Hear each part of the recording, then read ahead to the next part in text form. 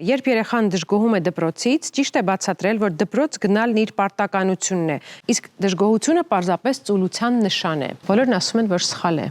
Այո, որովհետև այդ դժգոհությունը պիտի ստիպի ծնողին նոր հարցեր տալ։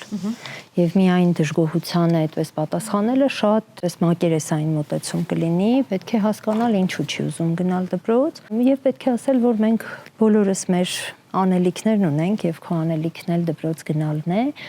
եթե ինչ-որ բան դպրոցում դուր չի գալիս, ապա պիտի փորձենք այդ խնդիրը լուծել, այսինքն ինչ-որ իմաստով նույն միտքն է, բայց երբ որ մենք ասում ենք այդպես պարտադրանքով եւ կարճ կոնկրետ եւ առավել եւս երբ որ հարցեր չենք տալիս, որովհետեւ շատ կարեւոր է իմանալ ինչու երեխան չի ցանկանում դպրոց գնալ, ինչ է տեղի ունենում, որովհետեւ երբ որ ամեն ինչ նորմալ է, բոլոր երեխաները ցանկանում են գնալ դպրոց, գոնե իրենց ընկերներին հանդիպելու եւ իրենց օրը